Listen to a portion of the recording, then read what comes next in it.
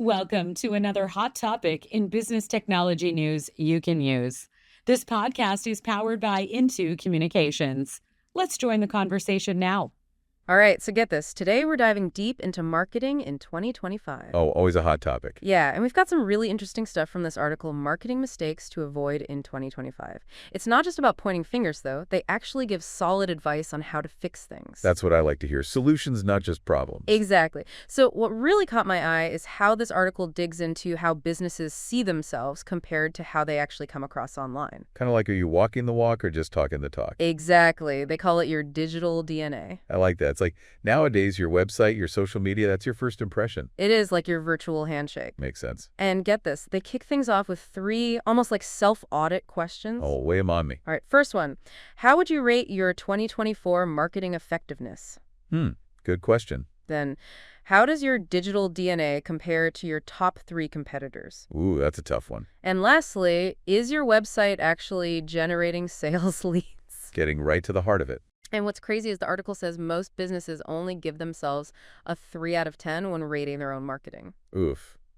Sounds like there's a disconnect somewhere. Big time. It seems like a lot of companies aren't quite grasping that whole digital DNA thing. And that's crucial because think about it. If your online presence is weak, it's like showing up for a meeting in like sweatpants. Not a good look. All right, so let's get into these top 10 marketing mistakes they lay out. Let's do it. First up, a weak LinkedIn strategy. I mean, we all know LinkedIn is important, but what makes for a weak strategy in 2025? The article really stresses consistency and having content that actually provides value. Okay, so more than just like, hey, check out our new product posts every now and then. Right. It's not enough to just have a profile. You got to share insights, engage in conversations, build real connections. So it's about fostering those relationships, not just blasting out a message.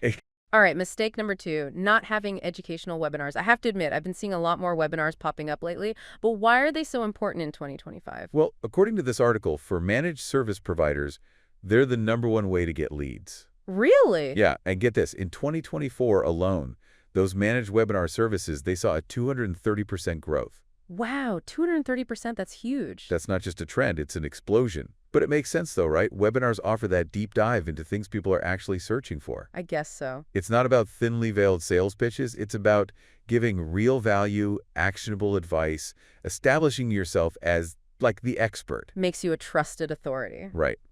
Okay, mistake number 3, being a product pusher. Now, I love how they put that in the article. People don't buy the shovel, they buy the hole. Oh, that's good. So can you break that down for us? Absolutely. It's all about understanding the problem before you even try to sell the solution. So many businesses, they lead with their product, shouting about features. Yeah. But they never really try to get what the customer's pain points are. So instead of saying, hey, look at this amazing shovel, it's more about figuring out why they need a hole in the first place. You got it. Dig into the challenges, frustrations. Right. And that's what you connect on a deeper level.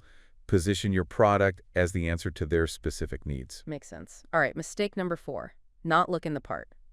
So what does that even mean in the context of marketing? It's about making sure your image matches your message. They use this example of like a company going from just a copier dealer to a full-blown technology services provider. I see. But if their website, social media, if it's all still screaming copiers, then people might not even realize they offer the IT help they need. So your business is changing, your image needs to change with it. Can't wear a t-shirt to a black tie event, right? You got it. Your online presence has to reflect what you're offering, the value you bring. Okay, on to mistake number 5. Not having a video strategy. I feel like this is almost a given these days. Everything is so visual. Totally. And it's not about having some super fancy production either. The article talks about simple things like facility tours, recruitment videos, even just quick explainers. Just answering common questions, stuff like that. Exactly. It's about bringing your business to life, showing personality, that human touch. Right. You know, it makes me wonder, have you seen any businesses that are using video in like unique or surprising ways? Oh yeah, for sure. One company I worked with, they actually used the humor in their videos to showcase their company culture. Interesting. And it was to attract top talent. It wasn't all corporate speak. It was just them being their quirky selves. I like that. Shows that authenticity resonates. It totally does. Okay, mistake number 6 is having a 30-day versus 365-day mentality. So is this about playing the long game in marketing? 100%. The article actually mentions this stat that only 4% of your target market is ready to buy at any given time. Wow, only 4%. Yeah. So most people need nurturing. You got to touch base regularly, provide valuable content, guide them through their buying journey. It's like a garden. You can't just plant a seed and walk away, right? You got to water it, weed it, take care of it. That's a great analogy. Yeah. And it's the same with marketing, you know. You got to be there for the long haul, build trust, be that resource they turn to when they're ready to buy. Makes sense. All right, mistake number 7, lacking a sales mindset. Now, this one feels a little different. What's the difference between marketing and sales in this case? It's a crucial difference. Marketing, that's about getting people aware, getting them interested. Sales, that's closing the deal.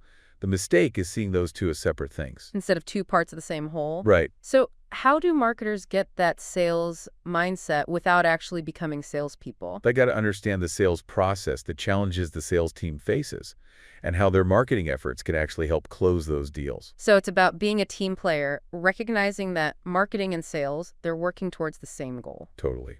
Which brings us to mistake number 8, which is a disconnect between marketing and sales. This one builds on what we were just talking about. It's about breaking down those walls and having real collaboration between the two teams. No more silos. Right. The article uses this great analogy. It's like a team sport. Everyone's got to be on the same page, communicating. Working together. Exactly. They even asked this question. If you asked your salespeople to describe your current marketing, could they? If the answer is no, uh-oh. Yeah, that's a problem. All right, moving on to mistake number 9. Lack of AI and automation. This one just seems so relevant in the tech world. It's almost ironic, right? You're selling tech, but not really using it to your advantage. Right. The article is all about using AI and automation to streamline things. You know, set up automatic triggers, free up your team for more strategic work. So it's not about replacing humans. It's about giving them the tools to work smarter. Exactly. Think about things like chatbots on your website to answer basic questions. Oh, yeah, I've seen those. Personalized email sequences, AI tools that help you create content based on data. That's pretty cool. It is. Okay, last mistake on the list. Trying to do it all in-house. I can see how this would be tempting, especially for smaller businesses. Definitely, especially when budgets are tight. But the article makes a good point. Trying to handle everything yourself can actually backfire. How so? Marketing's getting more complex, more specialized. Sometimes it's better to bring in experts. It's like offering IT services. Sometimes you need to call in a specialist. Makes sense. So it's knowing your limits, bringing in help when you need it. Exactly. Not about giving up control. It's about finding the right partners to help you reach your goals. It's like building a house, right? You might be great at laying the foundation, but you'll need an electrician and plumber to handle the rest. That's a great way to put it. So we've covered a lot of ground here, unpacked these 10 common marketing mistakes, but we're just getting started. Yeah, we are. Welcome back to our deep dive into avoiding those marketing mistakes in 2025. We just finished going over those 10 mistakes from the article, and I don't know about you, but I'm already starting to see some patterns here. Yeah, definitely some common threads running through a lot of them. Like, I'd say the biggest takeaway for me so far is this idea of making sure your marketing actually lines up with your big picture goals. That's a good point. Seems simple, but it's surprising how often businesses get so focused on the little tactics that they lose sight of the bigger strategy. It's like your marketing shouldn't be this separate thing, right? It's got to be a tool that helps boost your sales, strengthen your brand, and support where your company wants to go in the long run. Yeah, totally. If it's not aligned, it's like having a fancy sports car, but with flat tires. It's not going to get you very far. Exactly. And the article also really hammered home this idea of understanding your target audience, like really understanding them. Yeah, it's not just about shouting your message out to everyone and hoping someone bites. Right. It's about tailoring your message to specific people, their needs, their pain points. Okay, so how do you do that? How do you get inside your audience's head? Remember that digital DNA thing we talked about? Well, this is where it comes in. It's like being a detective almost. You got to gather clues, figure out who your ideal customer is. Be a digital Sherlock Holmes? Exactly. Where do they hang out online? What are their struggles? What kind of content do they actually find valuable? That's pretty cool. Now, another thing that kept coming up in the article was this idea of consistency. Oh, yeah. That's huge. It's not about doing a bunch of stuff all at once and then disappearing for a while. It's about showing up regularly, keeping your brand in people's minds. Okay, so it's like instead of sprinting, it's more of a marathon. A marathon, yeah. You can't just plant a seed and expect it to grow without watering it, weeding it, giving it what it needs. Right. Gotta nurture it along. And remember that stat about only 4% of the market being ready to buy at any given time. Yeah, that was mind-blowing. That means you got to be there throughout the whole process, not just when someone's ready to pull out their wallet. It's about building those relationships, being that trusted resource they turn to when the time is right. Exactly. Now, the article also talked about using technology, all those tools we have now, to make marketing more effective, like AI, automation, data analytics. Oh, yeah. That stuff is a game changer. But it's not about letting technology do everything for you. Right. It's about using it to make you better, to work smarter, to use data to make good decisions. Like, think of it as having a powerful engine in your car. Okay, I like that. It doesn't drive itself, but it helps you go further faster. Now, one thing that really struck me as we were talking about these mistakes is that the article didn't really dive into storytelling. And I feel like that's becoming more and more important in marketing, especially now when everyone's bombarded with information all the time. Oh, you're so right. Storytelling is huge. If how you connect with people on a deeper level, Yeah. you build trust, you make your brand memorable. It's about crafting those narratives that reflect your values, that show the human side of your business. It's about going beyond just listing features and benefits and actually tapping into what people care about. Exactly. Now, throughout this deep dive, we've been talking a lot about external marketing, reaching out to customers, driving sales. But what about internal marketing? How important is that? Oh, internal marketing is crucial, but it often gets overlooked. It's about getting your own employees on board, getting them excited about your brand. Making them believe in what you're doing. Right. It's about creating a culture where everyone understands the story, believes in the mission, and wants to share that with the world. So it's like aligning your internal message with your external message, creating a cohesive experience. Exactly. When your employees are your biggest fans, it creates this amazing ripple effect. It does. It does. All right, we've covered a lot of ground in this second part of our deep dive. We've looked at some of the big themes from those 10 marketing mistakes, and we even went beyond the article to talk about things like storytelling and internal marketing. It's been a good discussion. Welcome back for the final part of our deep dive into avoiding those marketing mistakes in 2025. In the first two parts, we talked about those common mistakes and some of the bigger trends affecting marketing today. But now I want to see how this all plays out in the real world. Like, who's actually doing this right? Yeah, this is my favorite part, seeing the theory in action.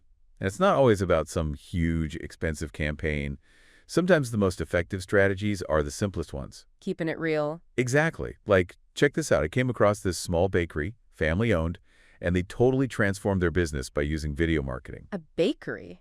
Using video? That's interesting. What kind of videos were they making? Nothing fancy, really. They just started making these short videos showing how they bake, introducing the team, telling the stories behind their, special recipes. So they were basically inviting people behind the scenes. Exactly. And it worked. Their online following just blew up.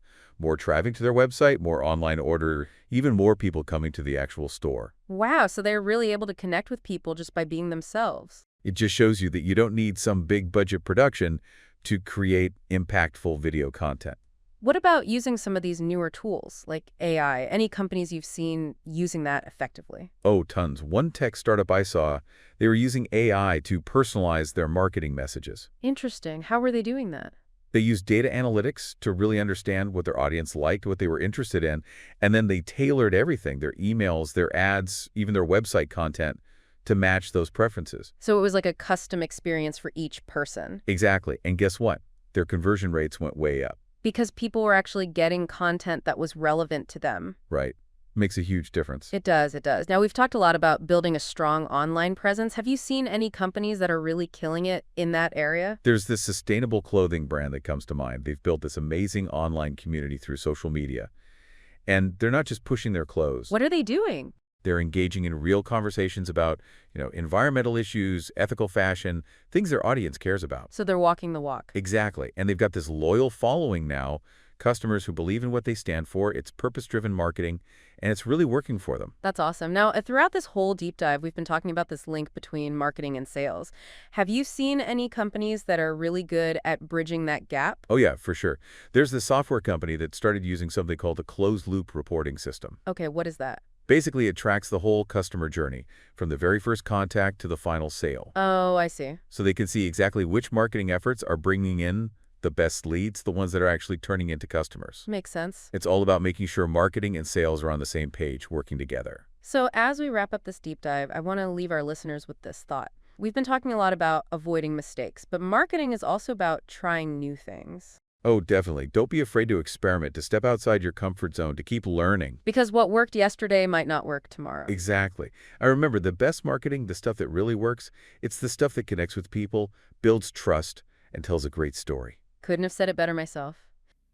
Thanks for joining us. To learn more about our holistic marketing approach to managing your business, please visit us at intocommunications.com. That's intocommunications.com.